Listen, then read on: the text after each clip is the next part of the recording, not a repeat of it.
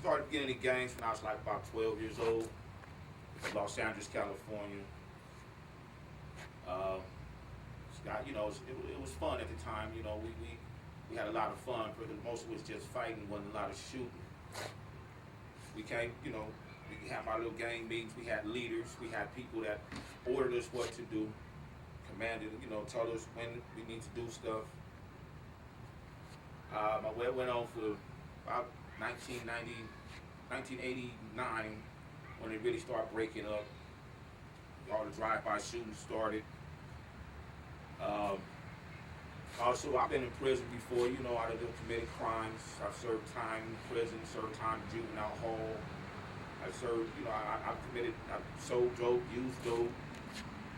I pretty much did a lot of things that I haven't been caught for, and thank God for it.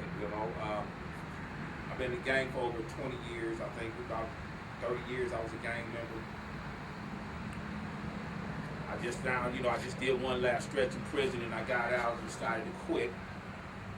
Pause. 1992, we had the riots, we had the LA riots down there. It was pretty rough. It was dangerous. My kids were young. The place was burning up. People were getting beat up, snatched out their cars, stores looted. My gang, actually we pretty much had a lot of things, furniture, TVs, alcohol. We had all the alcohol you wanted, along with the drugs that we were selling. The gangs did unite, man. Everybody united down there during that time. And that was a wonderful sight to see. All the gangs came together. Blood, Crips, they all came together, and so it lasted for about a month, maybe 2 years together.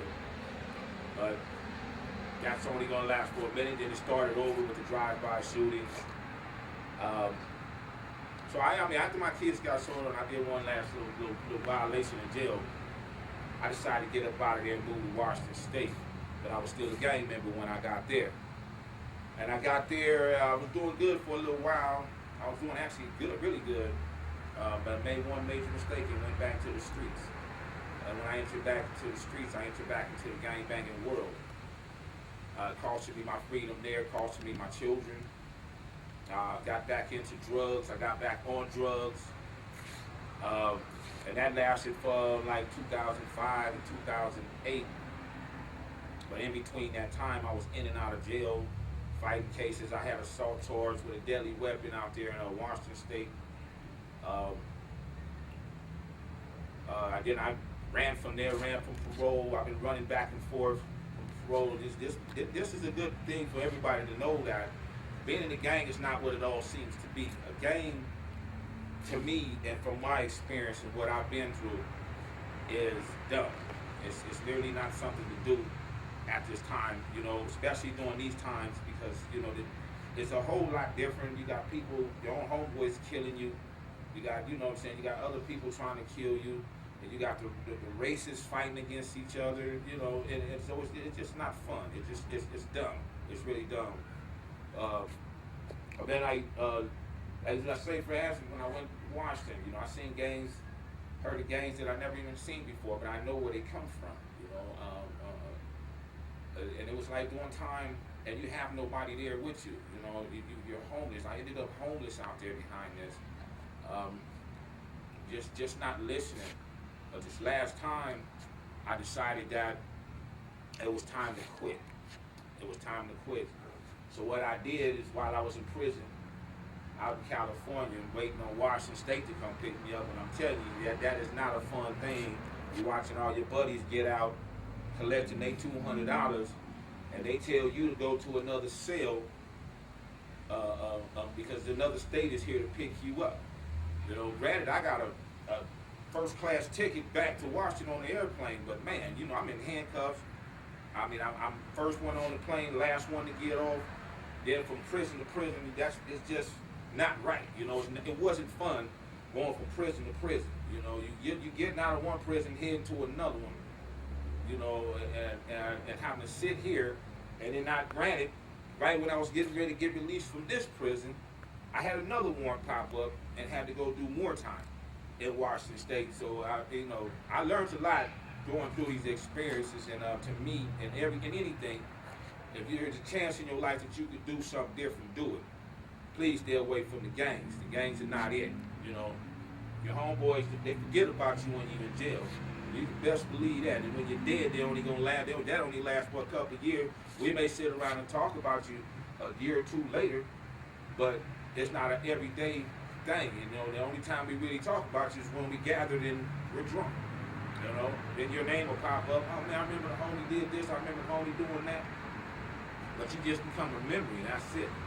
There's better things in life to do, and then even being in prison, you may get a letter here, letter there, depending on how long you're doing it, how much time you're doing. That letter may become once a week, once a month, then to no months. So there's no, truth to this as you think. I'm going to put this on here, and I'm going to do this. I got a nephew right now that decided to join the gang. He had a chance to go to Florida State and play football. He's doing life in prison because he decided to be with that gang member, be a gang member before, instead of staying at home and getting on that plane and going to Florida. Now he's doing life.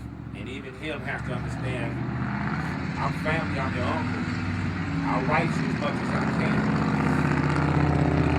There for a long period of time. And this is just a prime example on how people forget about you while you're in prison. We only remember when you come home. Then you're home now. Now we can talk and chill and reminisce and whatever not. But I know my experience of being in prison from being in the gang. I had one homie writing me and my mom and my family. That was it. And then my homie stopped writing me, and that was it, but everybody loved it when I came home.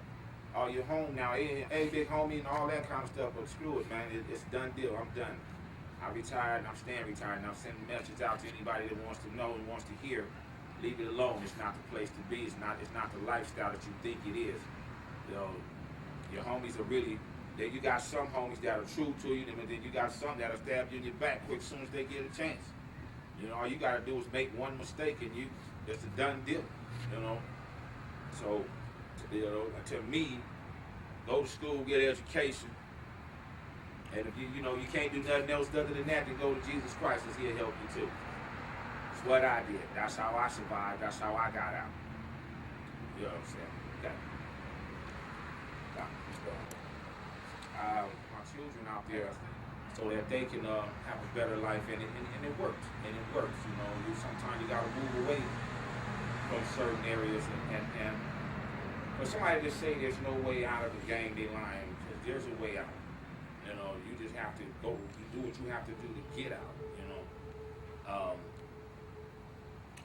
I said, like I have one of my own children. Like I said, I always taught mine, never follow my footsteps. Go your own route. Take your own steps. Well, I got one in Congress right now, and one that got in a little trouble, but he's getting his life together. You know what I'm saying? So, sometimes it takes the parent to do it. Listen to your parent. Listen to your best friends. Listen to somebody. If anything can discourage you from being in a gang, you know what I'm saying? That's cool. As you can see, I wear the Los Angeles colors. This is where I'm from, but I am retired. I just love my home. That's all. But I'd rather be away from my home to see the stuff that they're going through. Innocent people getting killed, innocent children dying. There's so much activity going on out there that I pray to God that no one really. If you really want to know what a real gang is, go to Los Angeles. They'll show you what a real one is. It'll teach you really what a real gang member is and how the gangs operate out there. That's originally where it's from. It originated in Los Angeles, California, and just spread it out like a cancer, like a disease, and just spread it out. And now it's getting bad to where you got children dying that don't have a chance in life now because some dummy went by and did a drive-by shooting. Instead of shooting the person they was after, they shot something innocent, and that's wrong. That's wrong. But I'm gonna go ahead and cut this one. And I hope there's somebody out here listening. All right. Bye.